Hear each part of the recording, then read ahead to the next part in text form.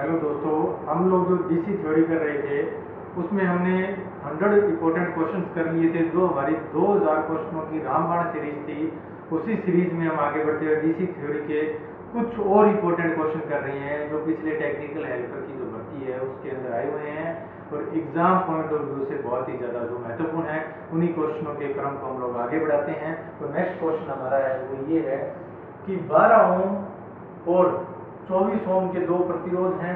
12 ओम और 24 ओम के दो प्रतिरोध श्रेणी तथा समानांतर में जोड़े थे। इनको श्रेणी में जोड़ दिया जाए और समानांतर में जोड़ दिया जाए तो तुल्य प्रतिरोध कितना होगा। तो सबसे पहले हम लोग इनको श्रेणी में जोड़ते हैं। तो यदि मुझे प्रतिरोधों को श्रेणी क्रम में जोड़ना और उनका तुल्य प्रतिरोध निकालना है, उनका तुल्य प्रतिरोध निकालना है, आर इक्विवेलेंट निकालना है, तो उसका क्या फॉर्मूला होगा भाई? आर इक्विवेलेंट बराबर क्या होगा? R1 प्लस R2 होगा। यदि श्रेणी क्रम में मुझे आर तुल्य प्रतिरोध निकालना है तो आर इक्विवेलेंट बराबर क्या होगा? R1 plus R2। ठीक है, तो भाई समानांतर क्रम का सूत्र बताओ। फिर समानांतर क्रम का क्या फॉर्मूला बोलोगे भाई सारे स्टूडेंट? यदि मुझे समानांतर क्रम में तुल्य प्रतिरोध निकालना है, यदि मुझे समानांतर क्रम में तुल्य प्रतिरोध निकालना है तो आर इक्विवेलेंट बराबर क्या होगा? R1 गुणा R2 बटा में R1 प्लस R2। यदि श्रेणी क्रम में मुझे तुल्य प्रतिरोध निकालना है तो आर इक्विवेलेंट बराबर होता है R1 प्लस R2। लेकिन यदि मुझे समानांतर क्रम में तुल्य प्रतिरोध निकालना है तो आर इक्विवेलेंट बराबर होगा R1 गुणा R2 बटा में R1 प्लस R2। अब देखो भाई आर इक्विवेलेंट बराबर R1 में मान लेता हूं मुझे कितना दिया हुआ है? 12 ओम दिया हुआ है। कितना दिया हुआ है? 12 ओम दिया हुआ है। और जो R2 है वो कितना दिया हुआ है? वो 24 ओम दिया हुआ है। कितना ओम दिया हुआ है? 24 ओम दिया हुआ है। तो अब श्रेणी क्रम में मुझे तुल्य प्रतिरोध निकालना है तो मैं आर इक्विवेलेंट बराबर क्या करूंगा? R1 plus R2। सारे बोलेंगे कौन सा सूत्र लगेगा? आर इक्विवेलेंट बराबर R1 प्लस R2 होगा। R1 का मान कितना है? 12 प्लस R2 का मान कितना है? 24। तो आर इक्विवेलेंट बराबर कितना हो जाएगा? 36 ओम। कितना हो जाएगा भैया? 36 ओम। तो आप लोग देखोगे कि 36 किसका उत्तर है? तो 36 किसका उत्तर है? 36 ओम किस में आ रहा है? ए ऑप्शन में आ रहा है। तो हम लोग सीधा ही ए ऑप्शन मार्क कर देंगे, हमें बी पार्ट निकालने की जरूरत है नहीं है, क्योंकि सीधा ही इसने श्रेणी क्रम पूछा हुआ है तो श्रेणी क्रम में ये हमें पता है कि 36 ओम है, बाकी किसी में 36 नहीं आ रहा है। लेकिन यदि मान लो दो ऑप्शनों में 36 दिया होता तो फिर हम समानांतर का निकालते। और यदि समानांतर का आप निकालना चाहते हो तो मैं आपको बता देता हूँ, आर इक्विवेलेंट बराबर क्या हो जाएगा? पैरेलल में सीधा ही R1 गुणा R2 वैल्यू पुट कर दोगे इस फॉर्मूले में। ये जो 2 नंबर फॉर्मूला है, इस फॉर्मूले में हम लोग वैल्यू पुट करेंगे। वैल्यू पुट करोगे तो देखोगे R1 की वैल्यू कितनी है? 12। R2 की वैल्यू कितनी है? R2 की वैल्यू कितनी है? 24। कितनी है भैया? 24 है। और R1 प्लस R2 कितने हैं? 12 प्लस 24 कितने होते हैं? 36 होते हैं। इसको आप लोग सोल्व करोगे, कट करोगे, 12 एकम 12, 12 थी है 36, 3 से जाएगा कितने पे गया? 8 पे। कितने पे गया? 8 पे गया। तो तुल्य प्रतिरोध कितना हो जाएगा हमारा? 8 ओम हो जाएगा। कितना हो जाएगा? 8 ओम हो जाएगा। तो कौन सा है? ये ऑप्शन है। ठीक है ना? तो हम लोग इस क्वेश्चन को सीधा ही कर सकते हैं। बहुत इंपॉर्टेंट क्वेश्चन है, एग्जाम में बहुत बार ये क्वेश्चन पूछा गया है। ठीक है, नेक्स्ट क्वेश्चन देखते हैं। समानांतर क्रम में निम्न अभिलक्षण नहीं होना चाहिए। हमें कोई भी परिपथ है उनका समानांतर क्रम कर रहे हैं तो उसमें कौन सा गुण नहीं होना चाहिए, कौन सा अभिलक्षण नहीं होना चाहिए? समानांतर क्रम में क्या होता है? सभी घटकों की वोल्टता समान होती है। बिल्कुल सही बात है। समानांतर क्रम है तो उसमें सभी घटकों की वोल्टता क्या होगी? समान होगी। क्वेश्चन को ध्यान से देखना कि कौन सा अभिलक्षण नहीं होना चाहिए, कौन सा अभिलक्षण है नहीं होना चाहिए की बात कर रहा है नहीं। ठीक है ना? तो कह रहा है कि समानांतर क्रम में कौन सा गुण नहीं होना चाहिए, तो कौन सा गुण? सभी घटकों में वोल्टता समान होती है। बिल्कुल सही बात है। समानांतर क्रम है तो समानांतर क्रम में सभी घटकों में वोल्टता क्या होगी? समान होगी। सभी घटकों में धारा अलग अलग होती है। बिल्कुल सही बात है। ये सभी घटक हैं, सभी घटकों में धारा क्या होती है? अलग अलग होती है। ठीक है ना?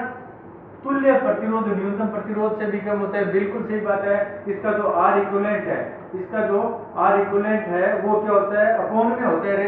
ठीक है, तो इसका तुल्य प्रतिरोध है, इसका जो तुल्य प्रतिरोध है वो न्यूनतम प्रतिरोध से भी क्या होता है? कम होता है। तो इसमें तीनों जो ऑप्शन है, ये तीनों के तीनों जो गुण है ये समानांतर परिपथ के गुण है। ये जो तीनों के तीनों गुण है ये समानांतर परिपथ के गुण है। तो क्या ऑप्शन होगा? इसका डी ऑप्शन होगा। उपरोक्त में से कोई नहीं, उपरोक्त में से कोई नहीं। ठीक है, ये तीनों के तीनों जो गुण है ये समानांतर परिपथ के गुण है। नेक्स्ट क्वेश्चन देखो। नेक्स्ट क्वेश्चन कह रहा है 3 वोल्ट व्यक्तिगत वोल्टता के 8 सेल श्रेणी क्रम में जोड़े जाते हैं। 8 सेल हैं, उनको कौन से क्रम में जोड़ते हैं? श्रेणी क्रम में जोड़ते हैं। तो कुल टर्मिनल वोल्टता कितनी होगी? तो कुल टर्मिनल वोल्टता है, यदि हमें कुल टर्मिनल वोल्टता निकालनी है तो इसका क्या सूत्र होता है? NE। यहाँ N क्या है? सेलों की संख्या है। N क्या है? सेलों की संख्या। और E क्या है? एक सेल की वोल्टेज। E क्या है? एक सेल की वोल्टेज। E क्या है भैया? एक सेल की वोल्टेज है। N क्या है? सेलों की संख्या है। E क्या है? एक सेल की वोल्टेज है। तो टर्मिनल वोल्ट, एक चीज आप लोग ध्यान रखना कि यदि हमें अधिक वोल्टेज प्राप्त करनी है, यदि सेलों से अधिक वोल्टेज प्राप्त करनी है, तो हम लोग कौन सा संयोजन करते हैं? श्रेणी क्रम संयोजन करते हैं। कौन सा संयोजन करते हैं? सेलों का श्रेणी क्रम संयोजन। और यदि हमें अधिक धारा प्राप्त करनी, यदि सेल है, सेलों को जोड़ के हमें अधिक धारा प्राप्त करनी है, अधिक धारा प्राप्त करनी है, तो हम सेलों का कौन सा संयोजन करते हैं? अधिक धारा के लिए समानांतर क्रम। सेलों को कौन से क्रम में लगा देंगे? समानांतर क्रम में लगा देंगे। और यदि हमें अधिक पावर प्राप्त करनी है, यदि हमें अधिक पावर प्राप्त करनी है, अधिक पावर, अधिक शक्ति प्राप्त करनी है, अधिक शक्ति प्राप्त करनी है, तो हम लोग कौन सा संयोजन करेंगे? तो सेलों का कौन सा संयोजन करेंगे भाई? बताओ। मिश्रित संयोजन करेंगे। कौन सा संयोजन करेंगे? मिश्रित है, ठीक है ना?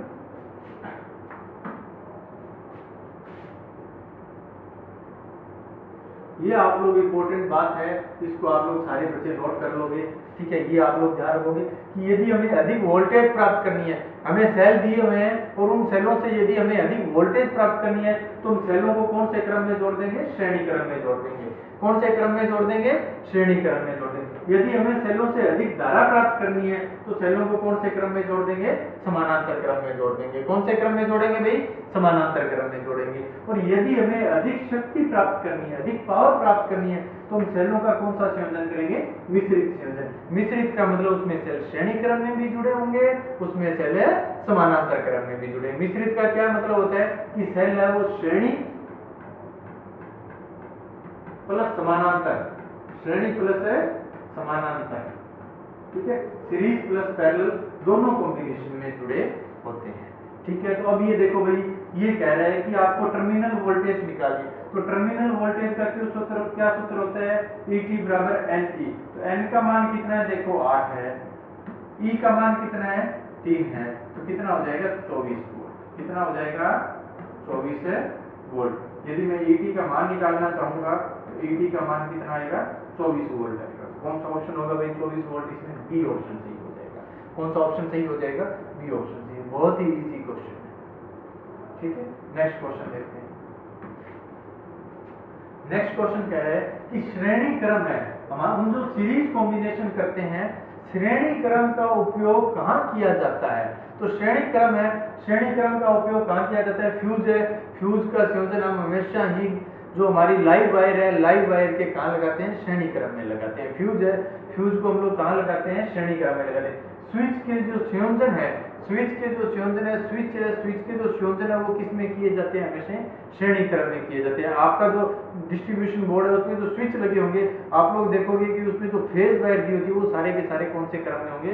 वो श्रेणी क्रम में होंगे। थर्मोस्टेट का जो हमारा संयोजन होता है वो कौन से क्रम में होता है? श्रेणी क्रम में होता है। तो इसमें तीनों ऑप्शन उपरोक्त सभी, ये जो तीनों की तीनों हमारी जो युक्ति है, तीनों की तीनों जो हमारी युक्ति है, इन तीनों युक्तियों को हम कौन से क्रम में लगाते हैं?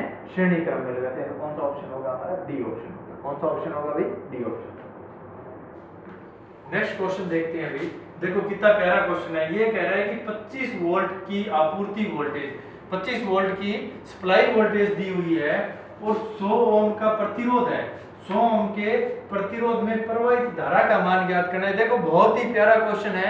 ऐसा न्यूमेरिकल मैंने पहले भी आप लोगों को करवाया हुआ है, तो एक बार आप लोग पहले इसको खुद करके देखें, ठीक है ना। और कभी न्यूमेरिकल आप लोग करोगे, जब ये हमारी जो न्यूमेरिकल की क्लास है, इस क्लास के अंदर आप लोग कॉपी पेन लेके बेटा जरूर बैठोगे, ठीक है। न्यूमेरिकल जब तक खुद हाथ से नहीं करोगे तब तक हमारे को समझ में नहीं आएगा। हमें ये नहीं है कि जी हमने इलेक्ट्रिसिटी के 5000 क्वेश्चन कर लिए, 7000 क्वेश्चन कर लिए, आप 1000 क्वेश्चन को बहुत अच्छे से कर लो। 1000 क्वेश्चन है, एक क्वेश्चन को आप लोग 4 बार घुमा के पूछ लो, 4 बार घुमा के कर लो बस, ठीक है ना। और 1000 क्वेश्चन यदि आप लोग अच्छे से कर लोगे तो आपका सिलेक्शन कोई नहीं रोक सकता। 200% आप लोगों का सिलेक्शन हो जाएगा भैया गवर्नमेंट में, ठीक है। और आप लोगों के लिए गोल्डन चांस है, टेक्निकल हेल्पर की जो वैकेंसी है वो बहुत अच्छी हमारे लिए वैकेंसी है। तो आप लोग देखो, तो इसमें हम क्या लगाएंगे, बहुत ही प्यारा सा क्वेश्चन है, प्यारा सा क्वेश्चन है, तो नियम भी इसमें प्यारा सा ही लगेगा। कौन सा नियम लगेगा भाई, बताओ सारे, कौन सा नियम लगेगा, ओम का नियम। कौन सा नियम लगेगा, ओम का नियम। ओम का नियम क्या कहते हैं, ओम भैया कहते हैं कि आप हमारा नियम लगाओ, लेकिन हमें वो नियम आना चाहिए। तो ओम का नियम क्या है, V बराबर है IR। ओम का नियम क्या है, V बराबर है IR। अब ओम कह रहा है कि भाई मैंने आपको वोल्टेज दे दी, मैंने आपको वोल्टेज दे दी, मैंने आपको प्रतिरोध दे दिया, मैं आपको V का मान बता रहा हूं, भाई V का मान कितना है, 25 वोल्ट है। R का मान मैं बता रहा हूं, R का मान कितना है, 100 में। आप ये फॉर्मूले में रखो और फॉर्मूले में रखने के बाद में I का मान निकालो। देखो हमारे पास में 3 भौतिक राशियां होगी, कितनी होगी, 3 होगी। 3 भौतिक राशियों में से 2 का मान हमें गिवन होगा, 2 का मान हमें गिवन होगा। थर्ड फिजिकल क्वांटिटी का हमें मान निकालना होगा। तीसरी जो हमारी भौतिक राशि है उसका मान हमें निकालना होगा। तो देखो V का मान हम लोगों को दे रखा है, R का मान हम लोगों को दे रखा है, तो I का मान निकाल लेंगे ना। तो I बराबर क्या होगा, V बटा में R। V का मान कितना है भैया, 25 है। R का मान कितना है, 100 है। कट करोगे 1/4, 1/4 का मतलब 0.25 एम्पियर। तो देखो कौन सा ऑप्शन आ रहा है, फटाक से थर्ड ऑप्शन आ रहा है भैया, ठीक है। नेक्स्ट क्वेश्चन देखते हैं। नेक्स्ट क्वेश्चन क्या कह रहा है, किसी पदार्थ में प्रवाहित होने वाली, किसी पदार्थ में प्रवाहित होने वाली धारा वोल्टेज के अनुपातिक होती है। ये नियम किसने दिया था, तो ये नियम किसने दिया था, ओम ने दिया था। ओम ने क्या कहा था, ओम ने बोला था किसी चालक तार में प्रवाहित होने वाली धारा, किसी चालक तार में प्रवाहित होने वाली धारा चालक तार के सिरों के मध्य लगाए गए विभवांतर के क्या होगी, समानुपाती होगी। लेकिन चालक तार की भौतिक अवस्थाएं, ताप है, दाब है, द्रव्यमान है, लंबाई है, वो सब क्या होने चाहिए, नियत होने चाहिए, कांस्टेंट होने चाहिए। दोबारा देख लो, ओम ने क्या बोला था, ओम ने बोला था किसी चालक तार में प्रवाहित होने वाली धारा, किसी चालक तार में प्रवाहित होने वाली धारा चालक तार के सिरों के मध्य लगाए गए विभवांतर के लगाए गए वोल्टेज के क्या होगी, समानुपाती होगी। तो क्या होगा, I समानुपाती V होगा। कई किताबों में आपको V समानुपाती I दिया हुआ है जो कि गलत है। कभी भी V समानुपाती I नहीं होता, I समानुपाती क्या होता है, V होता है। तो क्या होगा, ये I समानुपाती V का जो नियम था, प्रवाहित धारा ये वोल्टेज के अनुपातिक होगी, यह नियम किसने दिया था, ओम का नियम। किसका नियम है भाई, ओम का नियम है, ए ऑप्शन है। नेक्स्ट क्वेश्चन देखो, ये कह रहा है R मान के n प्रतिरोधों को, R मान के n प्रतिरोध है, प्रतिरोध का मान कितना दिया हुआ है, R है, प्रतिरोधों की संख्या कितनी दी हुई है, n दी हुई है। कौन से क्रम में जोड़ा हुआ है, श्रेणी क्रम में जोड़ा हुआ है। कौन से क्रम में जोड़ा हुआ है, श्रेणी क्रम में जोड़ा हुआ है। और क्या ज्ञात करना है, प्रतिरोधों का तुल्य परिपथ, जो परिपथ है उसका तुल्य प्रतिरोध हम लोगों को ज्ञात करना है, परिपथ है उसका तुल्य प्रतिरोध हम लोगों को ज्ञात करना है। तो देखो कितना आसान क्वेश्चन है और बहुत ही इंपॉर्टेंट फॉर्मूला है।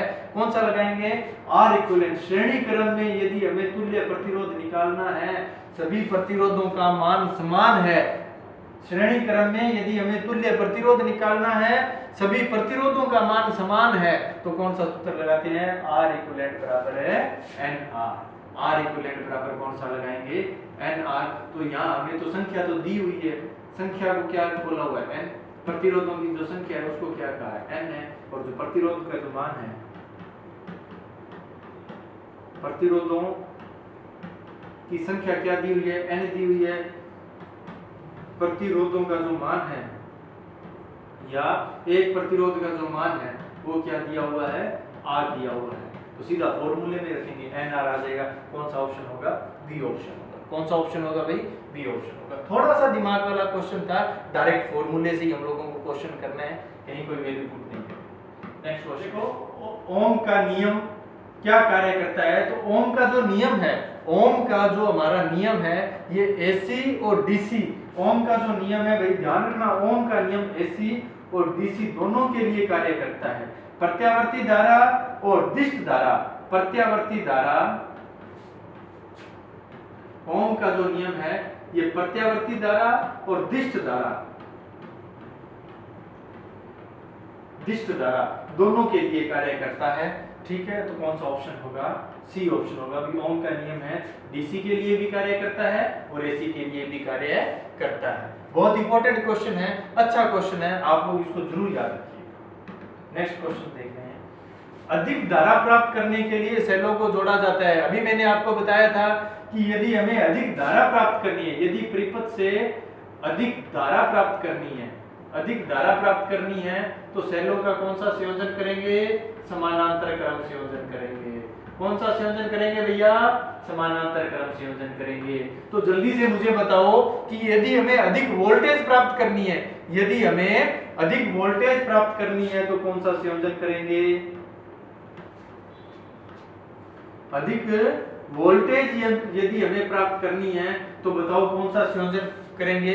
अधिक वोल्टेज के लिए हम सेलों का श्रेणी क्रम संयोजन करेंगे, सेलों का श्रेणी क्रम संयोजन करेंगे। कौन सा संयोजन करेंगे? श्रेणी क्रम संयोजन करेंगे। और यदि मुझे अधिक पावर, यदि मुझे अधिक पावर, अधिक पावर, यदि सेलों से मुझे अधिक शक्ति प्राप्त करनी है, यदि सेलों से मुझे अधिक शक्ति प्राप्त करनी है तो मैं सेलों का कौन सा संयोजन करूंगा? सेलों का मिश्रित समूह है, सेलों का मिश्रित समूह संयोजन, मिश्रित समूह है। तो ये देखो इसी क्वेश्चन में हम लोगों ने 3 क्वेश्चन कर लिए हैं कि यदि मुझे अधिक धारा प्राप्त करनी है तो मैं कौन सा संयोजन करूंगा? समानांतर क्रम संयोजन करूंगा। कौन सा संयोजन करूंगा? समानांतर क्रम। अधिक वोल्टेज प्राप्त करनी है तो कौन सा संयोजन करेंगे? श्रेणी क्रम संयोजन करेंगे। और यदि मुझे अधिक शक्ति प्राप्त करनी है, अधिक शक्ति प्राप्त करनी है तो कौन सा संयोजन करेंगे? मिश्रित क्रम संयोजन करेंगे। मिश्रित क्रम संयोजन का मतलब इसमें श्रेणी प्लस समानांतर, श्रेणी प्लस समानांतर दोनों संयोजन होंगे। ठीक है, नेक्स्ट क्वेश्चन देखते हैं। नेक्स्ट क्वेश्चन क्या कहता है? ये कह रहा है कि 12 ओम के 3 प्रतिरोध, 12 ओम के 3 प्रतिरोधों को डेल्टा में जोड़ दिया जाए। 12 ओम के मेरे पास में 3 प्रतिरोध हैं, 12 ओम के। 12 ओम का मतलब ये नहीं है कि जी सारी 12 ओम के, 12 ओम के मेरे पास में 3 प्रतिरोध हैं। तीनों को कौन से क्रम में जोड़ते हैं? डेल्टा में जोड़ते हैं। तो प्रत्येक 2 सिरों पर तुल्य प्रतिरोध, प्रत्येक के 2 सिरों पर तुल्य प्रतिरोध ज्ञात करना है। बहुत इजी क्वेश्चन है। देखो भाई हम लोगों ने 12 ओम के 3 प्रतिरोध लिए और तीनों को कौन से क्रम में जोड़ दिया? डेल्टा में जोड़ दिया। देखो भाई ये डेल्टा में जोड़, ये कह रहा है किसी एक सिरे पर, किन्हीं 2 प्रतिरोधों के मध्य, ये देखो भाई इन 2 प्रतिरोधों के मध्य, ठीक है, इसको मैं R1 कह देता हूँ, इसको मैं R2 कह देता हूँ, इसको मैं क्या कह देता हूँ? R3 कह देता हूँ। R1 का जो मान है वो कितना है? 12 ओम है। R2 का मान है ये भी कितना है? 12 ओम है। R3 का जो मान है ये भी कितना है? 12 ओम है। अब इस परिपथ में A व B के मध्य, क्वेश्चन में A व B के मध्य तुल्य प्रतिरोध हम लोगों से पूछना है। ठीक है, तो अब आप लोग बताओ कि भाई R1 और R2 आपस में किस क्रम में है? बताओ भाई R1 और R2 आपस में किस क्रम में है? R1 व जो R2 है ये आपस में हमारे कौन से क्रम में है? श्रेणी क्रम में है। कौन से क्रम में है?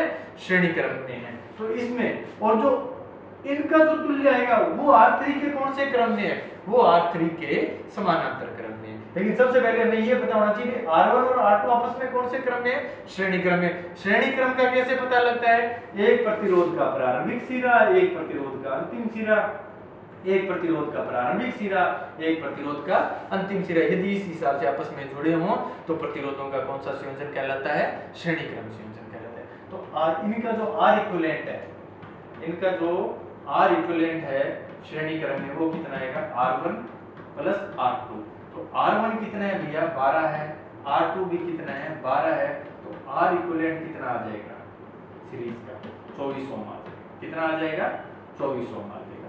मतलब इन दोनों परिपथ की जगह, इन दोनों प्रतिरोधों की जगह, इन दोनों प्रतिरोधों की जगह कितना आ जाएगा 24 ओम आ जाएगा। देखो अब हम लोग नया डायग्राम बनाते हैं। इन दोनों की जगह एक प्रतिरोध रखा, एक प्रतिरोध ये था। अब ये सर्किट हमारा कुछ ऐसा बन जाएगा, इसको मैं R इक्विवेलेंट, ठीक है, और ये है R3। अब ये देखोगे कि R इक्विवेलेंट और R3 आपस में कौन से क्रम में है, बताओ भाई, देखने पे पता लग रहा है आपस में कौन से क्रम में है, समानांतर क्रम में। क्योंकि सभी प्रतिरोधों का यदि प्रारंभिक सिरा एक जगह हो और अंतिम सिरा एक जगह हो तो प्रतिरोधों का ऐसा संयोजन क्या कहलाता है, समानांतर क्रम संयोजन कहलाता है। क्या कहलाता है भाई, समानांतर क्रम संयोजन कहलाता है। तो R इक्विवेलेंट का मान कितना है 24 ओम है, R3 का मान कितना है 12 ओम है। तो समानांतर क्रम का हम लोग सूत्र लगा देंगे। समानांतर क्रम का क्या होता है भाई सूत्र, समानांतर क्रम का क्या सूत्र होता है, इसको मैं कह देता हूं R equivalent dash, R equivalent गुणा में R3 बटा में R equivalent plus R3। Value put कर दो भाई। R इक्विवेलेंट की वैल्यू कितनी है 24, R इक्विवेलेंट की वैल्यू कितनी है 24, R3 की वैल्यू कितनी है 12 और 24 R इक्विवेलेंट की फिर वैल्यू कितनी है 24 प्लस R3 की वैल्यू कितनी है 12। सॉल्व करोगे 24 गुणा 12 बट्टा में 36, ठीक है। सोल्व करोगे इसको कितना आएगा 8 ओम आएगा। कितना आएगा भैया 8 ओम आएगा। R इक्विवेलेंट डैश परिपथ का जो तुल्य प्रतिरोध है वो कितना आ गया 8 ओम आ गया। अभी ये मैंने आपको इतनी न्यूमेरिकल वैल्यू करवाई है, यदि आप लोग प्रैक्टिस करेंगे, प्रैक्टिस करने के बाद हम लोग सीधा ही कह देंगे तो यदि 12 और 24 है तो समानांतर में है तो 12 24 का कितना आ रहा है 8 आ रहा है, तो सीधा ही क्या बोलेंगे 8 ओम आ जाएगा। कितना आ जाएगा 8 ओम आ जाएगा। कौन सा ऑप्शन होगा हमारा, डी ऑप्शन होगा। नेक्स्ट क्वेश्चन देखते हैं। श्रेणी क्रम में 4 समान मान के प्रतिरोधों का तुल्य प्रतिरोध 400 ओम है। श्रेणी क्रम में है 4 प्रतिरोध हैं, 4 प्रतिरोधों को जोड़ा गया है और उनका जो तुल्य प्रतिरोध है वो कितना है 400 ओम है। आगे क्वेश्चन क्या कह रहा है, देखो आगे क्वेश्चन कह रहा है, आगे क्वेश्चन क्या कह रहा है, यदि इन्हें समानांतर क्रम में जोड़ दिया जाए, यदि इन्हें समानांतर क्रम में जोड़ दिया जाए, कौन से क्रम में जोड़ दिया जाए, समानांतर क्रम में जोड़ दिया जाए तो तुल्य प्रतिरोध ज्ञात करो। तो सबसे पहले तो वो कह रहा है कि R इक्विवेलेंट जो आपका सीरीज का है, जो आपका सीरीज का है वो कितना है, वो 400 ओम है। कितना है भैया 400 ओम है, ठीक है ना। इसका मतलब R इक्विवेलेंट श्रेणी क्रम में तुल्य प्रतिरोध का क्या सूत्र होता है, R1 plus R2 plus R3 plus R4। तो ये कह रहे हैं कि सभी प्रतिरोध आपके श्रेणी क्रम में जुड़े हुए हैं और इनका तुल्य का मान कितना है 400 है। तो आप लोग बताओगे कि R1 का मान कितना होगा 100 होगा, R2 का मान कितना होगा 100 होगा, R3 का मान कितना होगा 100 होगा और R4 का मान कितना होगा 100 होगा। मतलब कि R1 बराबर R2 बराबर R3 बराबर है R4 होगा, ठीक है। और इन सब का मान कितना होगा 100 ओम होगा। अब ये कह रहे हैं जी इन प्रतिरोधों को मैं आपस में कौन से क्रम में जोड़ देता हूं, समानांतर क्रम में जोड़ देता हूं। कौन से क्रम में जोड़ देता हूं, ध्यान रखना, कौन से क्रम का कह रहा है, समानांतर क्रम। इन प्रतिरोधों को मैं कौन से क्रम में जोड़ देता हूं, समानांतर क्रम में जोड़ देता हूं। जोड़ दो जी, ये लो, हमने किया जो क्वेश्चन कह रहे हैं हम लोग करते चलेंगे क्योंकि हम लोगों को सूत्र प्रैक्टिस से आ गए हैं। ये लो जोड़ दो, ये लो समानांतर क्रम में।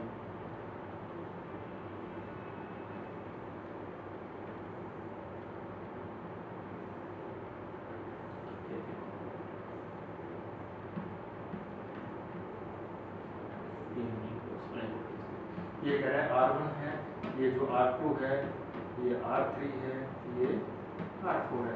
प्रत्येक का मान कितना है 100 ओम है। कितना है भैया 100 ओम।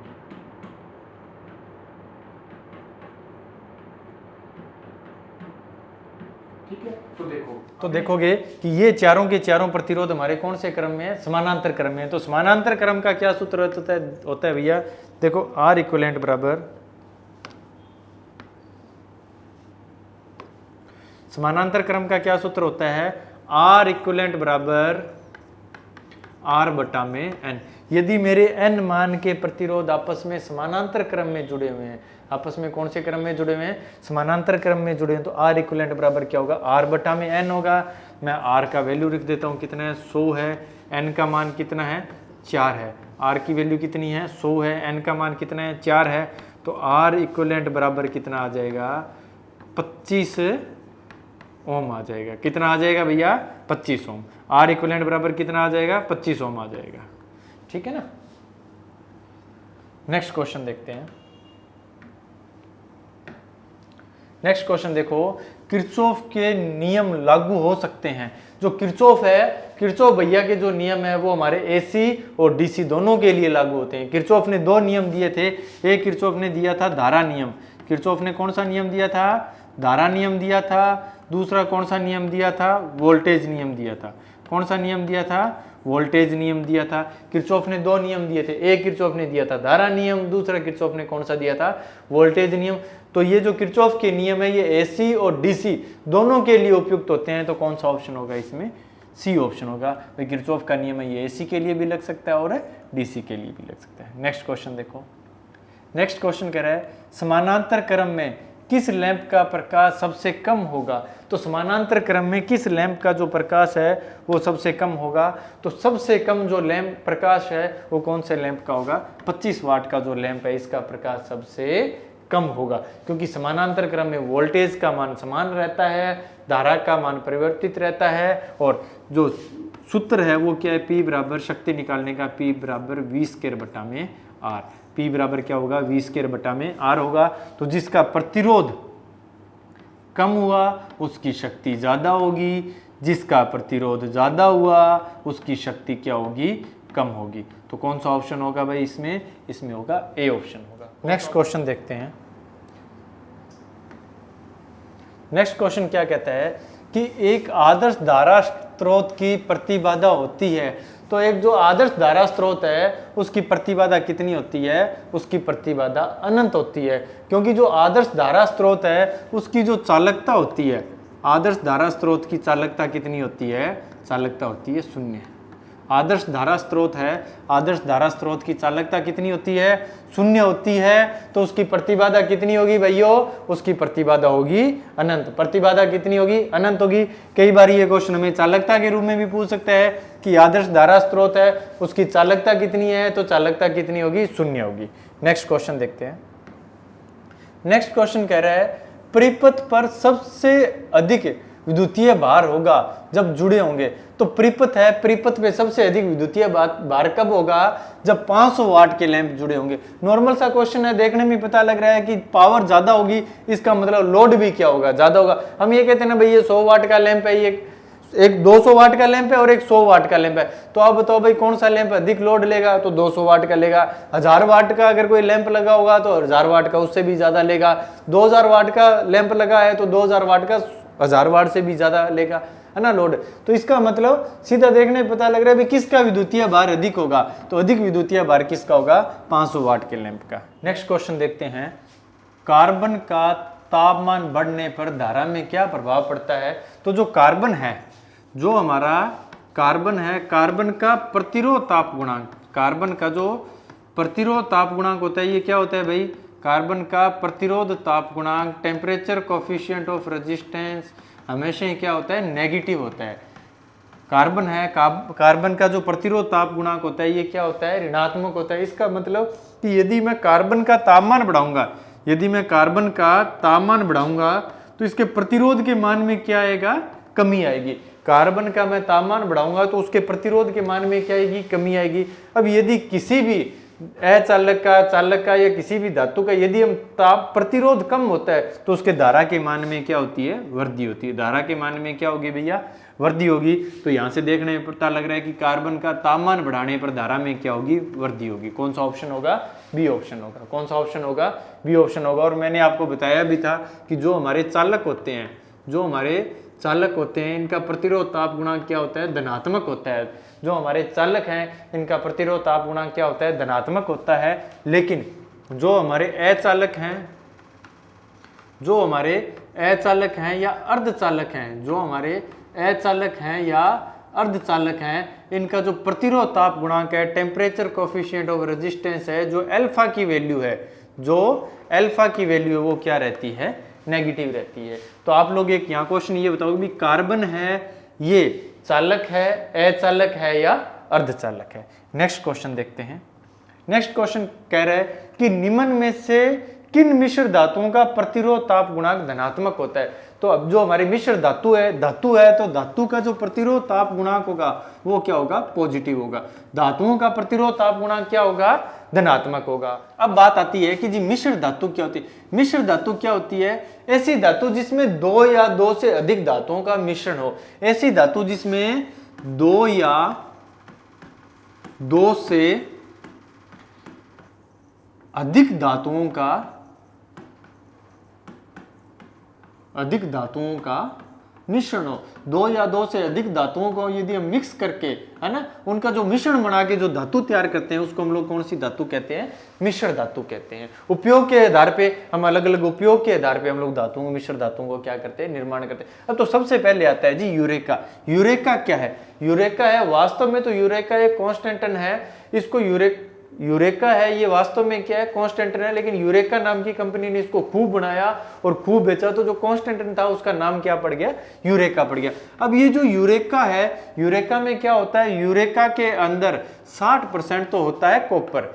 यूरेका में 60% क्या होता है, कॉपर होता है, और 40% क्या होता है, निकिल होता है। 60% क्या होगा, कॉपर होगा, 40% क्या होगा, निकिल होगा। तो यहाँ ये भी क्वेश्चन आ सकता है कि यूरेका वो किन दो धातुओं का मिश्रण है। तो यूरेका कॉपर और निकिल का मिश्रण है। किसका मिश्रण है, कॉपर का और निकिल का। हमारा यहाँ जो मकसद है वो सिर्फ क्वेश्चन करना ही नहीं है, हमारा यहाँ मकसद है कि क्वेश्चन के माध्यम से पूरे चैप्टर का भी रिवाइज करना। एक क्वेश्चन के अंदर हमें 5 से 7 क्वेश्चन करने हैं, ठीक है। तो जो यूरेका है ये निकिल, कॉपर प्लस निकिल का क्या है, मिश्रण है। दूसरा आता है नाइक्रोम। नाइक्रोम है ये निकिल प्लस क्रोमियम का मिश्रण है। जो नाइक्रोम है ये निकिल प्लस क्रोमियम का मिश्रण है। इसमें जो निकिल होगा वो कितने परसेंट होगा, 80% होगा। जो क्रोमियम होगा वो कितने परसेंट होगा, 20% होगा। तीसरा जो आता है तो हमारा जो मैग्नीन है ये copper plus manganese plus nickel का मिश्रण है। इसके अंदर 84% क्या होता है, कॉपर होता है, 12% इसमें क्या होता है, मैग्नीज होता है, और प्लस 4% इसमें क्या होता है, निकिल होता है। तो ये तीनों की तीनों धातुएं, ये क्या है, दो या दो से अधिक धातुओं का मिश्रण है। तो इसका कौन सा ऑप्शन सही होगा, डी ऑप्शन सही होगा। कौन सा ऑप्शन सही होगा भैया, डी ऑप्शन सही होगा, ठीक है। नेक्स्ट क्वेश्चन देखते हैं। नेक्स्ट क्वेश्चन क्या कह रहा है, डीसी परिपथ में सामान्यतः डीसी जो परिपथ है, डीसी परिपथ में सामान्यतः क्या होता है, जो प्रतिरोधी है वो भार होते हैं। बिल्कुल सही बात है। जो हमारे प्रतिरोध है वो किसके रूप में कार्य करते हैं, भार के रूप में। आप लोग इसको यदि लोड कहोगे तो आसानी से समझ जाओगे। जो हमारे रेजिस्टेंस है, जो हमारे प्रतिरोध है वो लोड होते हैं। प्रेरणिक भार होते हैं, नहीं होते डीसी में। धारितीय भार होते हैं, नहीं होते डीसी में। उपरोक्त सभी भार होते हैं। तो इसका कौन सा ऑप्शन सही होगा, इसका ए ऑप्शन सही होगा। कौन सा ऑप्शन सही होगा भाई, इसका ए ऑप्शन सही होगा, ठीक है। क्वेश्चन देखते हैं। समानांतर क्रम में अतिरिक्त प्रतिरोध जोड़ने पर कुल धारा। समानांतर क्रम में यदि हम लोग अतिरिक्त प्रतिरोध जोड़ते हैं तो कुल धारा का मान क्या होता है, कुल धारा के मान में क्या होती है, कमी होती है। क्योंकि समानांतर क्रम में हमेशा क्या निकलता है बेटा, आर इक्विवेलेंट निकलता है, और वो 1/r होता है। आर इक्विवेलेंट है वो 1/r में आता है। तो देखो 1/r बराबर क्या होता है, 1/r1 plus 1/r2 plus 1/r3। तो समानांतर क्रम का हमारा ये सूत्र है, 1/r इक्विवेलेंट बराबर क्या होता है, 1/r1 plus 1/r2 plus 1/r3। तो समानांतर क्रम में हमेशा ही हमारे जो धारा है, धारा, कुल धारा का मान क्या होता है, कम होता है।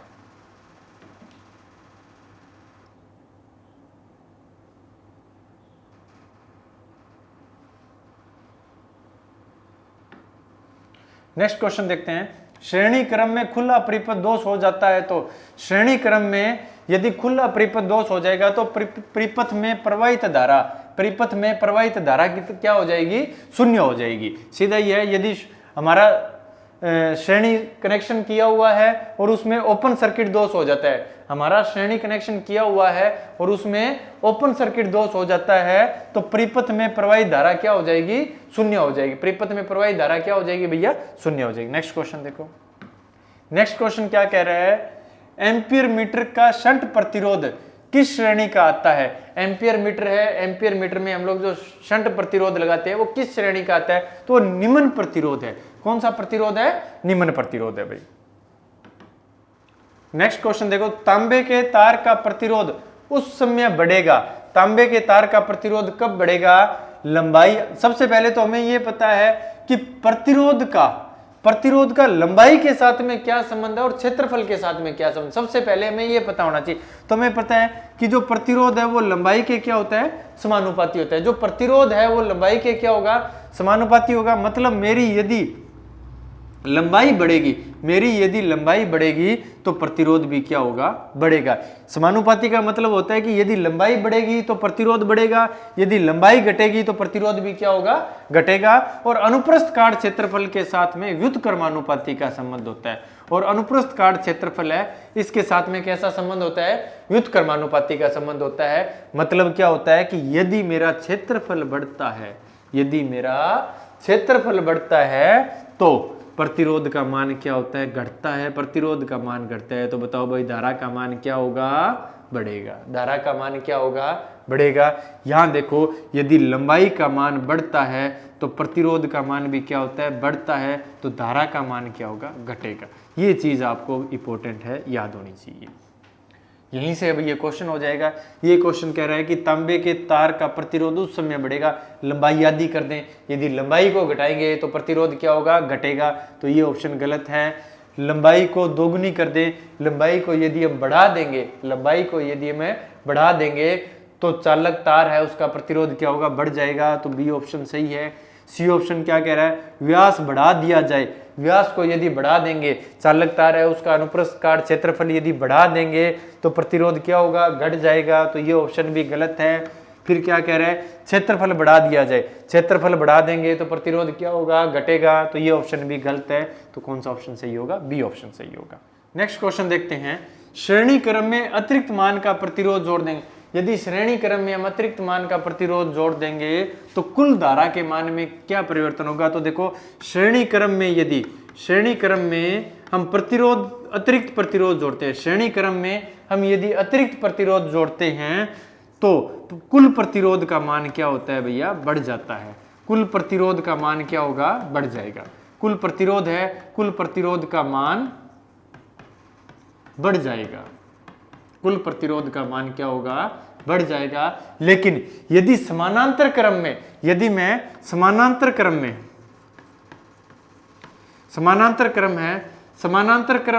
अतिरिक्त प्रतिरोध जोड़ता हूं, समानांतर क्रम में यदि मैं अतिरिक्त प्रतिरोध जोड़ता हूं तो कुल प्रतिरोध का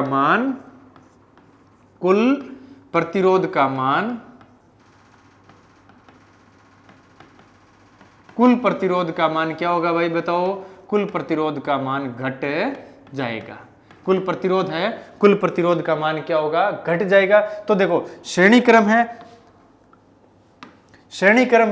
क्रम में प्रतिरोध का मान अतिरिक्त प्रतिरोध जोड़ेंगे, प्रतिरोध का मान क्या होगा, बढ़ेगा। प्रतिरोध का मान बढ़ेगा तो धारा का मान क्या होगा, घटेगा। तो क्या ऑप्शन होगा, बी ऑप्शन होगा। कौन सा ऑप्शन होगा भाई, बी ऑप्शन होगा। वहीं यदि ये हमें श्रेणी क्रम ना कह के समानांतर क्रम कह देता, कौन सा क्रम कह देता, समानांतर क्रम।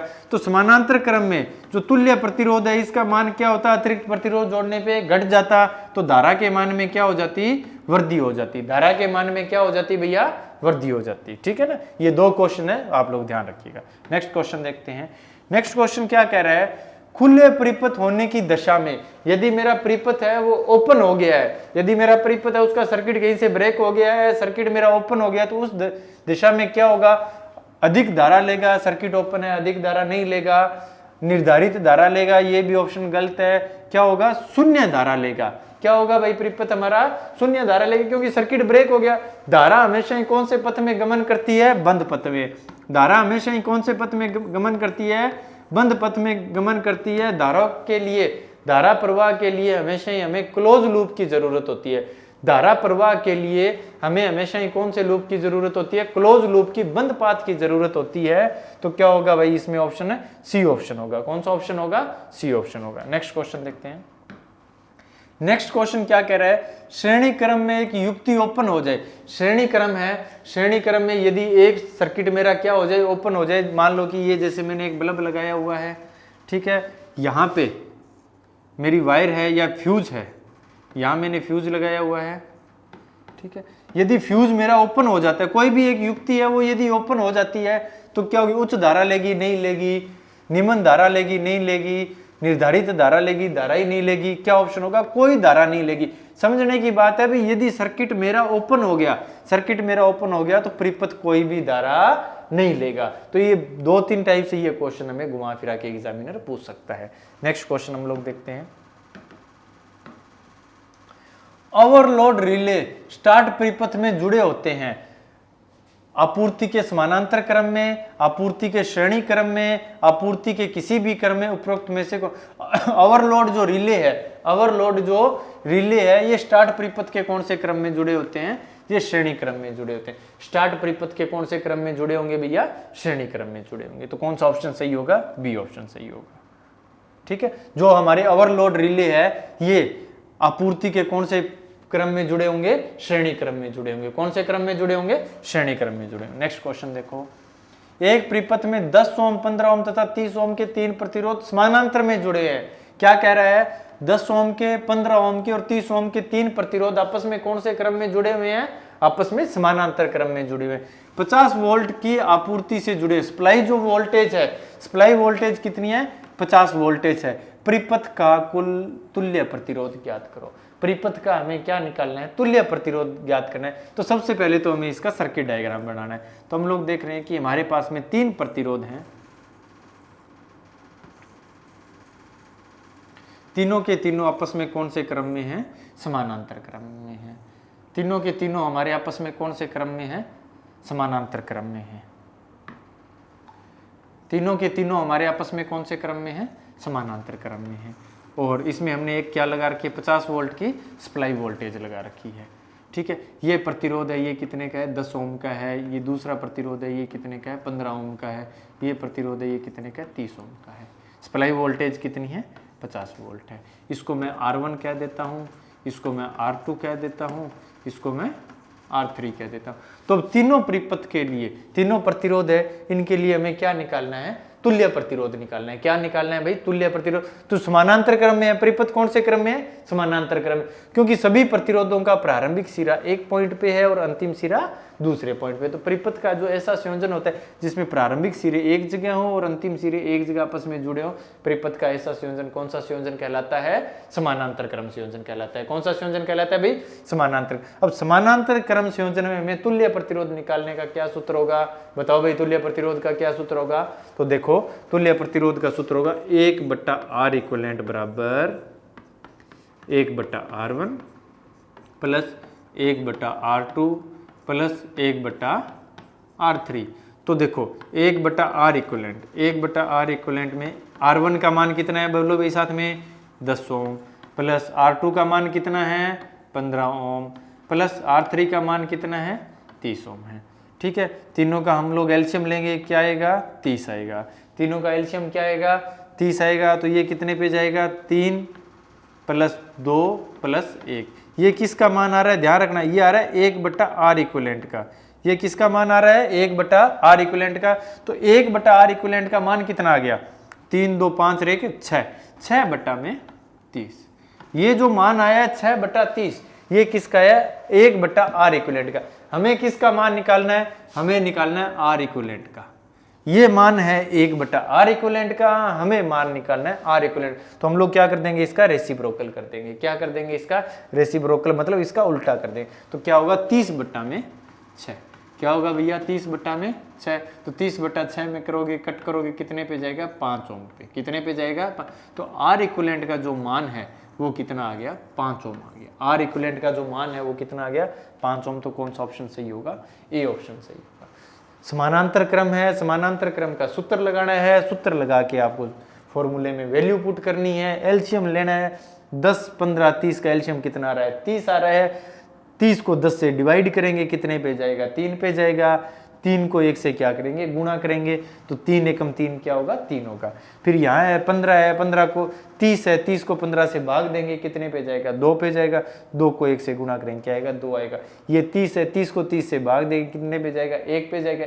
1 को 1 से गुणा करेंगे 1 आएगा। आपस में जोड़ोगे, ये जो मान है, ये बात ध्यान रखना, ये जो मान है ये किसका है, 1/R इक्विवेलेंट का है। किसका है भाई, 1/R इक्विवेलेंट का है। हमें किसका मान निकालना होता है, हमें R इक्विवेलेंट का मान निकालना होता है, ना कि हमें 1/R इक्विवेलेंट का। तो R इक्विवेलेंट के लिए हम इसको उल्टा करेंगे, इसको उल्टा करेंगे, तो इसको भी क्या करना पड़ेगा, उल्टा करना पड़ेगा।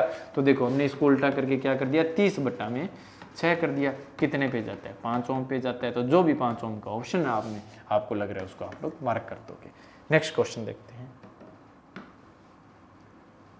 परिपथ में प्रवाहित कुल धारा बताओ। परिपथ है, परिपथ में प्रवाहित हमें कुल धारा निकालनी है। तो कुल धारा निकालनी है तो सबसे पहले हम लोग इनका तुल्य प्रतिरोध निकालेंगे। क्या निकालेंगे, तुल्य प्रतिरोध। तो तुल्य प्रतिरोध का क्या सूत्र होगा, 1/R इक्विवेलेंट बराबर 1/R1 plus 1/R2 plus 1/R3। R equivalent बराबर क्या होगा, 1/R1 plus 1/R2 plus 1/R3। तो 1/R1 की आप लोग वैल्यू पुट कर दोगे। R1 की वैल्यू कितनी है, 10 है। R2 की वैल्यू कितनी है, 15 है। और R3 की वैल्यू कितनी है, 30 है। तीनों का एलसीएम लेंगे। बताओ भाई एलसीएम कितना आएगा, एलसीएम आएगा 30। ठीक है, अब देखो 30 को 10 से डिवाइड करेंगे कितने पे जाएगा, 3 पे जाएगा। 3 को 1 से मल्टीप्लाई करेंगे कितना आएगा, 3 आएगा। इसी हिसाब से 30 को 15 से डिवाइड करेंगे कितने पे जाएगा, 2 पे जाएगा। 2 को 1 से मल्टीप्लाई करेंगे कितना आएगा, 2 आएगा। यही 30 को 30 से डिवाइड करेंगे कितने पे जाएगा, 1 पे जाएगा। 1 को 1 से मल्टीप्लाई करेंगे कितना आएगा, 1 आएगा। तो ये जो 1/R इक्विवेलेंट का जो मान है वो कितना आया, 6/30 आया। मान किसका है, 1/R इक्विवेलेंट का। हमें किसका मान चाहिए, R इक्विवेलेंट का। हमें किसका मान चाहिए, R इक्विवेलेंट का। तो हमें इसका क्या कर दूंगा, रेसिप्रोकल कर दूंगा, इसको उल्टा कर दूंगा। तो R इक्विवेलेंट बराबर क्या आ जाएगा, 30/6। R इक्विवेलेंट क्या आएगा, 5 ओम। R इक्विवेलेंट बराबर क्या आ जाएगा, 5 ओम आ जाएगा। अब देखो भाई R का मान हम लोगों को पता है, V का मान हम लोगों को पता है, तो हम किसका सूत्र लगाएंगे, बताओ भाई किसका सूत्र लगाएंगे, ओम का। ओम भैया का हम लोग नियम लगाएंगे। तो क्या आएगा, ओम का नियम क्या है, बताओ भाई सारे, क्या है ओम का नियम, बताओ भाई ओम का नियम क्या है। ओम का नियम है V बराबर है IR। ओम का नियम क्या कहता है, V बराबर है IR। तो देखो ओम कहता है भाई यदि मेरे पास में तो 3 भौतिक राशियां हैं, 3 भौतिक राशियों में यदि 2 का मान आपको पता है, यदि 2 का मान पता है तो तीसरे की वैल्यू मैं आपको निकाल के दे दूंगा। तो V का मान हम लोगों को पता है कितना है, 50 वोल्ट। मान किसका निकालना है, I का। R का मान कितना है भाई, R का मान कितना है, R का मान है 5। तो I बराबर क्या होगा, 50/5। I बराबर कितना आ जाएगा, 10 एम्पियर। I बराबर क्या आ जाएगा, 10 एम्पियर। तो कौन सा ऑप्शन सही है इसमें, बी ऑप्शन सही है। तो देखो सबसे पहले तो हमें पता होना चाहिए परिपथ कौन से क्रम में है। तो परिपथ है हमारा समानांतर क्रम। यदि परिपथ मेरा श्रेणी क्रम में होता तो मैं R इक्विवेलेंट बराबर कौन सा सूत्र लगाता, R1 plus R2 plus R3।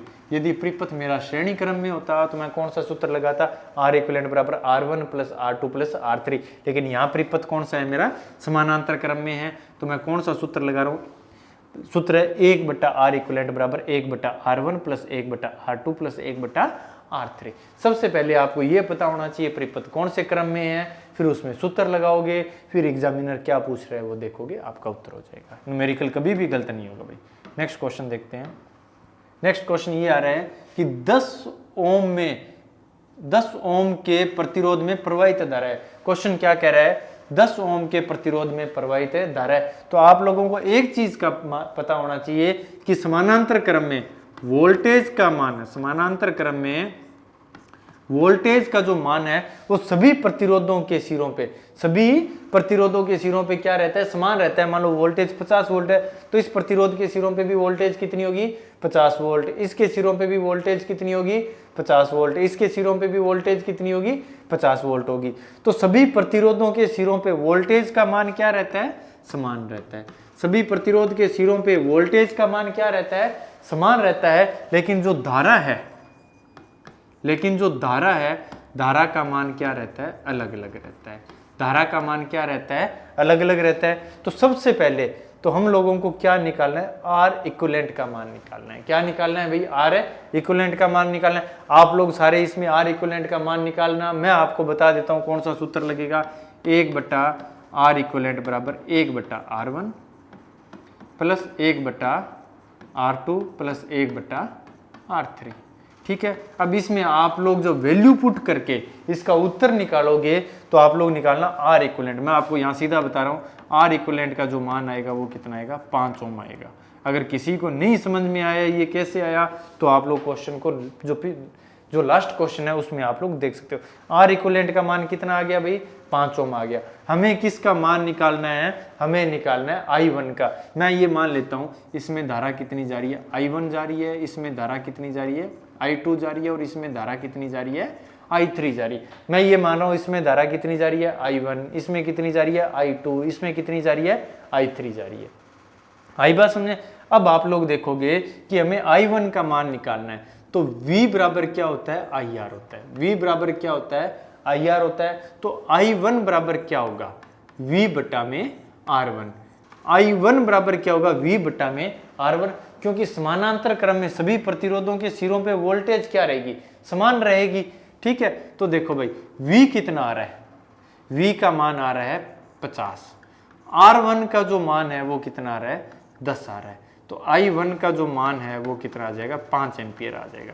I1 का जो मान है वो कितना आ जाएगा, 5 एम्पियर आ जाएगा। कौन सा ऑप्शन होगा, बी ऑप्शन होगा। ठीक है, एक ऑप्शन तो ये है कि आप आर इक्विवेलेंट निकालो ही मत, बिना आर इक्विवेलेंट निकाले लगा लो। लेकिन यदि कुल धारा पूछता है तो हमें आर इक्विवेलेंट का मान निकालना होगा। ठीक है, नेक्स्ट क्वेश्चन देखते हैं। नेक्स्ट क्वेश्चन कह रहा है कि 15 ओम के प्रतिरोध में प्रवाहित धारा का मान निकालना है। तो क्या है, इसमें जो धारा है जा रही है इसको मैं क्या कह रहा हूँ, I1 कह रहा हूँ। इसमें जो धारा जा रही है उसको मैं I2 कह रहा हूँ। इसमें जो धारा जा रही है उसको मैं क्या कह रहा हूँ, I3 कह रहा हूँ। इसमें जो धारा जा रही है उसको मैं I1 कह रहा हूँ। इसमें जो धारा जा रही है उसको मैं I2 कह रहा हूँ। इसमें जो धारा जा रही है उसको मैं क्या कह रहा हूँ, I3 कह रहा हूँ। मुझे किसका मान निकालना है, I2 का। तो I2 का क्या सूत्र होगा, I2 बराबर V बटा में R2। I2 बराबर क्या होगा, V बटा में R2 होगा। V का मान कितना है, 50 है। R2 का मान कितना है, 15 है। आप लोग इसको सॉल्व करोगे 3.33 एम्पियर पे आएगा। कितना आएगा, 3.33, क्योंकि 15 तीये कितने होते हैं, 45 होते हैं। तो आप लोग इसको सॉल्व करोगे आपका आंसर आ जाएगा। ठीक है, तो क्या आएगा, बी ऑप्शन आएगा। नेक्स्ट क्वेश्चन देखते हैं। नेक्स्ट क्वेश्चन क्या कह रहा है, परिपथ की कुल शक्ति ज्ञात करो। तो परिपथ की जो कुल शक्ति है वो हम लोगों को ज्ञात करनी है। तो शक्ति का क्या सूत्र होता है, सभी बताएंगे भाई शक्ति का क्या सूत्र होता है। तो शक्ति बराबर क्या होती है, P बराबर VI। तो हम लोगों ने इसमें लास्ट हिस्से जो पीछे वाले क्वेश्चन थे ये एक ही क्वेश्चन के बहुरूप हैं। इनमें से कोई एक रूप एग्जाम में पूछता है और ये इस क्वेश्चन के सारे रूप अलग अलग एग्जाम के अंदर पूछे गए थे। तो मैं आपको बताता हूँ P बराबर क्या होगा, VI होगा। I का मान मैं यहाँ से निकाल सकता हूँ। I का मान निकालने के लिए मुझे किसका नियम चाहिए, ओम का नियम चाहिए। किसका नियम चाहिए, ओम का नियम चाहिए। तो ओम का नियम क्या कहता है, V बराबर है IR। वो कहता है जी यदि आपके पास में R इक्विवेलेंट का मान है, यदि आपके पास में R इक्विवेलेंट का मान है तो मैं V का मान आपको निकाल के, I का मान मैं आपको निकाल के दे दूंगा। सॉरी, ये वो कह रहा है कि यदि आपके पास में R इक्विवेलेंट का मान है तो मैं किसका मान निकाल के दे दूंगा, आपको I का मान निकाल के दे दूंगा। तो देखो इसके लिए मुझे क्या करना पड़ेगा, R इक्विवेलेंट का मान निकालना पड़ेगा। तुल्य प्रतिरोध का जब मुझे मान निकालना पड़ेगा तो मुझे पता होना चाहिए मेरा सर्किट कौन से क्रम में है। तो ये सर्किट का कौन सा संयोजन है, समानांतर क्रम संयोजन है। कौन सा संयोजन है, समानांतर क्रम संयोजन है। समानांतर क्रम संयोजन है तो मुझे पहले समानांतर क्रम संयोजन का सूत्र आना चाहिए। तो समानांतर क्रम संयोजन का सूत्र क्या था, 1/R इक्विवेलेंट बराबर 1/R1 plus 1/R2 plus 1/में R3। 1/R equivalent बराबर क्या होगा, 1/R1 plus 1/R2 plus 1/R3। तो हम लोग इसमें वैल्यू पुट करेंगे, तो R इक्विवेलेंट का जो मान आएगा वो कितना आएगा, 5 ओम आएगा। R इक्विवेलेंट का जो मान आएगा वो कितना आएगा भैया, 5 ओम आएगा। ठीक है, अब लोग आप देखो कि हमारे पास में V का मान पता है कितना है, 50 है। I का मान हम लोगों को पता है, निकालना है। R का मान हम लोगों को पता है कितना है, 5 है। तो I का मान कितना आ जाएगा, 50/5। I का मान कितना आ जाएगा, 10 एम्पियर आ जाएगा। I का जो मान है वो कितना आ जाएगा, 10 एम्पियर आ जाएगा। तो परिपथ की कुल शक्ति हम लोगों को निकालनी है। V का मान मुझे पता है कितना आ रहा है, 50 आ रहा है। I का मान कितना है, 10 है। तो P बराबर क्या आ जाएगा, 500 वाट। P बराबर क्या आ जाएगा, 500 वाट आ जाएगा। तो 500 वाट कौन सा ऑप्शन है हमारा, डी ऑप्शन है। कौन सा ऑप्शन है, डी ऑप्शन है। नेक्स्ट क्वेश्चन देखते हैं। नेक्स्ट क्वेश्चन कह रहा है समानांतर क्रम के लिए कौन सी समीकरण है उपयुक्त नहीं है। नेक्स्ट क्वेश्चन क्या कह रहा है, समानांतर क्रम के लिए कौन सी समीकरण उपयुक्त नहीं है। तो समानांतर क्रम है, तो समानांतर क्रम के लिए हमारी कौन सी समीकरण उपयुक्त नहीं है। देखो समानांतर क्रम में 1/RT बराबर क्या होता है, हालांकि ये R इक्विवेलेंट होता है। 1/R इक्विवेलेंट बराबर क्या होता है, 1/R1 plus 1/R2 plus 1/R3। तो ये समीकरण हमारी क्या है, सही है। ठीक है, दूसरा समानांतर क्रम में जो हमारी टोटल वोल्टेज है वो सभी प्रतिरोधों के सिरों पे वोल्टेज क्या रहेगी, समान रहेगी। सभी प्रतिरोधों के सिरों पे वोल्टेज क्या रहेगी, समान रहेगी। तो VT बराबर क्या होगा, V1 बराबर V2 बराबर V3। तो ये भी बिल्कुल सही है। समानांतर क्रम के अंदर जो हमारी कुल धारा है वो सभी पथों में से जाने वाली धारा के बीजगणितीय योग के बराबर होगी या कुल योग के बराबर होगी। तो IT बराबर क्या होगा, I1 plus I2 plus I3। ये भी ऑप्शन सही है। तो देखो कौन सा ऑप्शन सही नहीं है, डी वाला। लेकिन ये हमसे पूछ रहा है कि उपयुक्त नहीं है, तो इसके अकॉर्डिंग कौन सा ऑप्शन सही होगा, डी ऑप्शन सही होगा। क्योंकि समानांतर क्रम में RT बराबर R1 बराबर R2 बराबर R3 हो, ऐसा होना जरूरी नहीं है। नेक्स्ट क्वेश्चन देखते हैं।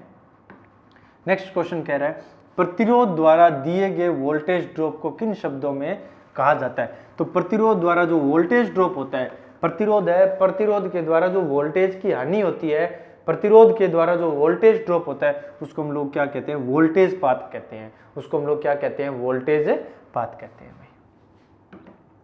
नेक्स्ट क्वेश्चन देखो, 10 ओम प्रतिरोध वाले चालक तार की चालकता होगी। 10 ओम है, प्रतिरोध कितना दिया हुआ है, 10 ओम दिया हुआ है। प्रतिरोध कितना दिया हुआ है, 10 ओम दिया हुआ है। चालकता पूछ रहा है, जी का मान पूछ रहा है। किसका मान पूछ रहा है भैया, जी का मान पूछ रहा है। तो जी बराबर क्या होगा, बताओ भाई, जी बराबर क्या होगा। नेक्स्ट क्वेश्चन देखते हैं। ये कह रहा है जी I2 में जो धारा जा रही है वो कितनी जा रही है। तो हम लोगों को पता है ये जो I2 प्रतिरोध है इसमें धारा का मान कितना है। तो हमें पता है ये जो प्रतिरोध है ये आपस में कौन से संयोजन में है, समानांतर क्रम में है। कौन से संयोजन में, समानांतर क्रम में। और समानांतर क्रम में I बराबर तुल्य धारा या कुल धारा बराबर क्या होगी, I बराबर I1 प्लस I2 होगी। I बराबर क्या होगा, I1 प्लस I2 होगा। तो I1 का मान कितना है, 3 है। कुल धारा कितनी जा रही है, 10 एम्पियर जा रही है। कुल धारा कितनी है, 10 एम्पियर। I1 में से कितनी जा रही है, 3 एम्पियर। तो I2 में से कितनी जाएगी हम लोग निकाल लेंगे। I2 बराबर क्या होगा, 10 माइनस 3 बराबर 7 एम्पियर। कितनी हो जाएगी, 7 एम्पियर। या यहाँ से सीधे ही देख लो भाई, I1 में से 3 जा रही है, I2 में से कितनी जाएगी, 7 एम्पियर जाएगी। सीधा ही हो जाएगा। कौन सा ऑप्शन आएगा, सी ऑप्शन आएगा। नेक्स्ट क्वेश्चन देखते हैं। नोड की ओर बहने वाली धाराएं होती है। नोड की ओर जो बहने वाली धाराएं हैं क्या होगी, ये जो नोड है इसकी ओर जो आने वाली धाराओं का मान है और जो जाने वाली धाराओं का मान है वो हमेशा क्या रहता है, बराबर रहता है। मान लो मैं इसको I1 कहता हूँ, इसको I2 कहता हूँ, इसको I3 कहता हूँ और इसको क्या कहता हूँ, I4 कहता हूँ। तो क्या होगा, I1 plus I2, I1 plus I2 किसके बराबर होगी, I3 प्लस I4 के बराबर होगी।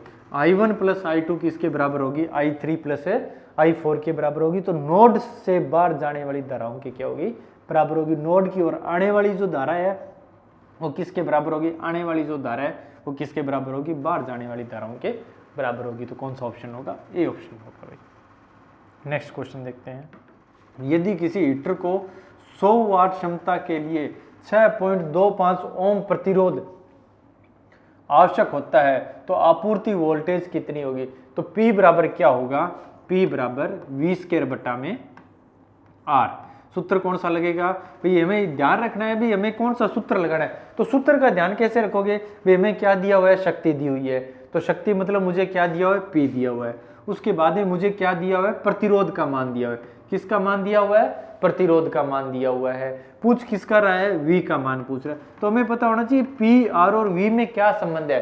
P, R और V में तो क्या संबंध है? तो P बराबर क्या होगा? V स्क्वायर बटा में R। यदि ये हमसे I पूछता, यदि हमसे ये क्या पूछता? I पूछता, तो मैं यहां कौन सा सूत्र लगाता? बताओ भाई। P बराबर I स्क्वायर गुणा R। P बराबर क्या होता? I स्क्वायर गुणा में R लगाता। तो आप लोगों को I का मान आप लोगों को घर से ज्ञात करना है। I का मान आप लोग खुद ज्ञात कीजिएगा। यहां मैं V के मान का क्वेश्चन आपको कराता हूं। तो P का मान लिखो भाई, कितना है? 100 है। V स्क्वायर 6.25, ठीक है। V स्क्वायर बराबर क्या होगा? 600 गुणा 6.25।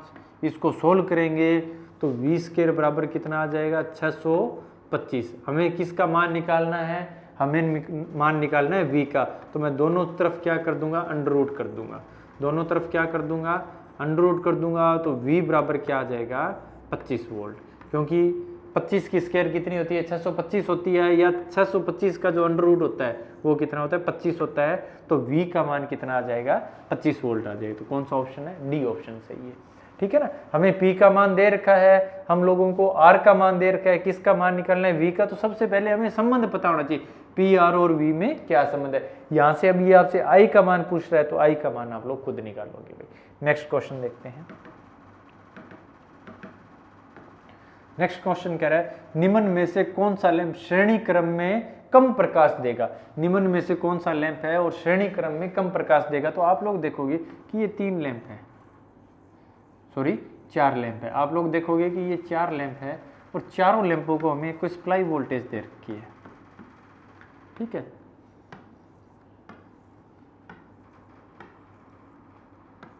L1, L2, L3, L4, ठीक है। चारों के चारों कौन से क्रम में है? समानांतर क्रम में है। चारों के चारों कौन से क्रम में? अब समानांतर क्रम में प्रत्येक प्रतिरोध के सिरे पे वोल्टेज का मान क्या होगा? अलग अलग होगा। प्रत्येक प्रतिरोध के सिरे पे वोल्टेज का मान क्या होगा? अलग अलग होगा, ठीक है। तो श्रेणी क्रम में अब देखो कि जो लैंप सबसे अधिक वो पावर का है, जो लैंप सबसे अधिक पावर का है, इसकी वोल्टेज क्या होगी? इसके क्रॉस वोल्टेज सबसे कम होगी। कम होगी तो ये क्या देगा? सबसे कम प्रकाश देगा। तो कौन सा ऑप्शन आएगा भाई? इसमें सी ऑप्शन आएगा। कौन सा ऑप्शन आएगा? सी ऑप्शन आएगा। नेक्स्ट क्वेश्चन देखते हैं। नेक्स्ट क्वेश्चन है, एक पंखे के साथ रेगुलेटर को जोड़ा जाता है। पंखा है, पंखे के साथ हम रेगुलेटर को और स्विच को हमेशा इन दोनों को कौन से क्रम में जोड़ते हैं? श्रेणी क्रम में जोड़ते हैं। कौन से क्रम में जोड़ते हैं? श्रेणी क्रम। रेगुलेटर है, रेगुलेटर को भी श्रेणी क्रम में जोड़ेंगे और इसको जो ऑपरेट करने के लिए जो स्विच है, जो स्विच का हम लोग उपयोग करते हैं, उसको भी कौन से क्रम में जोड़ते हैं? उसको भी श्रेणी क्रम में जोड़ते हैं। नेक्स्ट क्वेश्चन देखते हैं।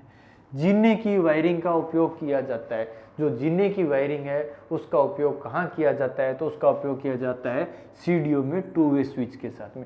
जीने की वायरिंग का जो उपयोग किया जाता है वो कहाँ किया जाता है? सीडीओ में 2 वे स्विच के साथ में जीने की वायरिंग का उपयोग किया जाता है। नेक्स्ट क्वेश्चन देखते हैं। कह रहा है, श्रेणी क्रम में विद्युत वाहक बल आरोपित करने पर। श्रेणी क्रम है, श्रेणी क्रम में मान लो कि कोई भी प्रतिरोध है, ये श्रेणी क्रम में लगे हुए हैं, इनके सिरों पर मैं विद्युत वाहक बल या एक बैटरी लगा देता हूँ। तो बैटरी लगाने पर धारा अकेले मार्ग से प्रवाहित होगी। बिल्कुल सही बात है, क्योंकि श्रेणी क्रम में धारा के लिए क्या होगा? सिर्फ एक ही मार्ग होगा। श्रेणी क्रम में धारा के लिए क्या होगा? सिर्फ एक ही मार्ग होगा। तो धारा सिर्फ अकेले मार्ग से क्या होगी? प्रवाहित होगी। धारा अनेक मार्गों से जाएगी? नहीं जाएगी। धारा प्रवाहित नहीं होगी, लैंप जल जाते हैं। तो कौन सा ऑप्शन है? ए ऑप्शन सही है। कौन सा ऑप्शन सही है भैया? ए ऑप्शन सही है। नेक्स्ट क्वेश्चन देखते हैं। क्योंकि श्रेणी क्रम में, देखो भाई, क्योंकि श्रेणी क्रम में बात ध्यान रखना, श्रेणी क्रम में धारा का मान क्या रहता है? समान रहता है। तो धारा का मान क्या होता है, समान रहता है, और धारा के लिए सिर्फ एक ही पथ का व्यवस्था होती है, तो धारा अकेले मार्ग से क्या होगी, प्रवाहित होगी। नेक्स्ट क्वेश्चन देखते हैं। नेक्स्ट क्वेश्चन कह रहा है यदि 10 ओम के 10 प्रतिरोधों को श्रेणी में जोड़ दिया जाए और 220 वोल्ट की आपूर्ति पर प्रभावित धारा ज्ञात करो। तो देखो धारा निकालनी है, वोल्टेज और प्रतिरोध की बात चल रही है, तो हम कौन सा नियम लगाएंगे, ओम का नियम। ये देखना धारा निकालनी है, आई वी और आर के मध्य संबंध की बात चल रहा है। आर का मान हम लोगों को दिया हुआ है, वी का मान हम लोगों को दिया हुआ है, किसका मान पूछ रहा है, आई का। तो वी, आई और आर के मध्य संबंध कौन बताता है, ओम का नियम बताता है। तो हम यहाँ कौन सा सूत्र लगाएंगे, ओम का नियम।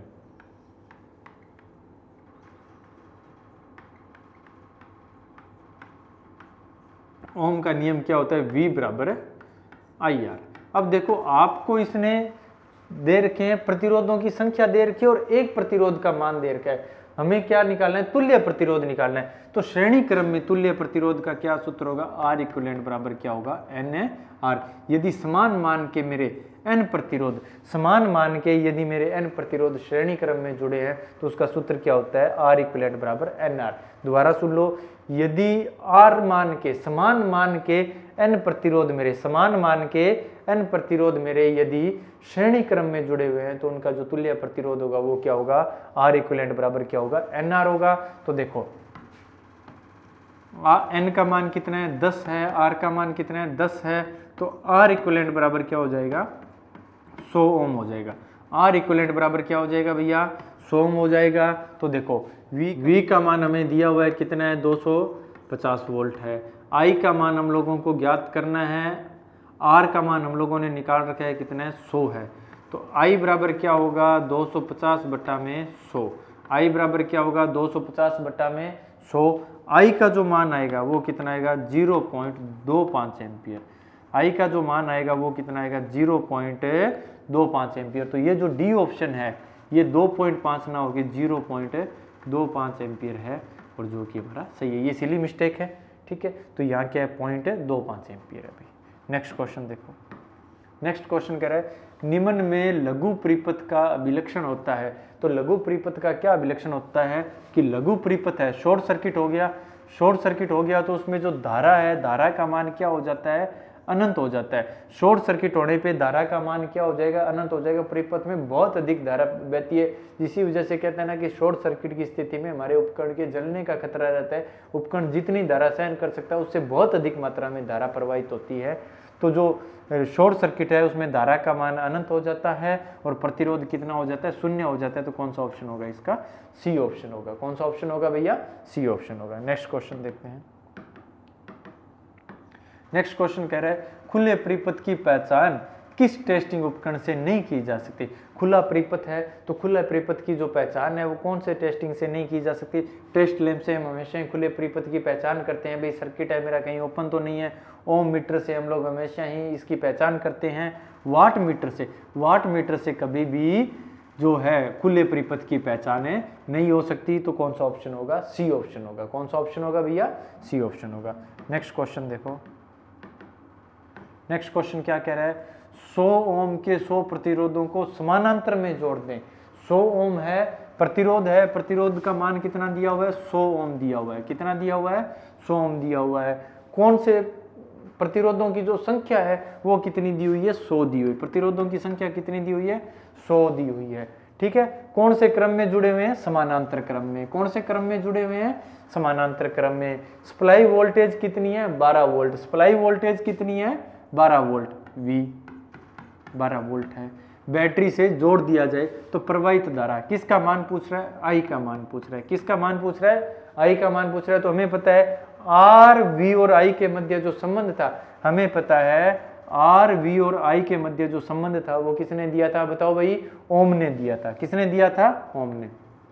तो ओम का नियम क्या कहता है,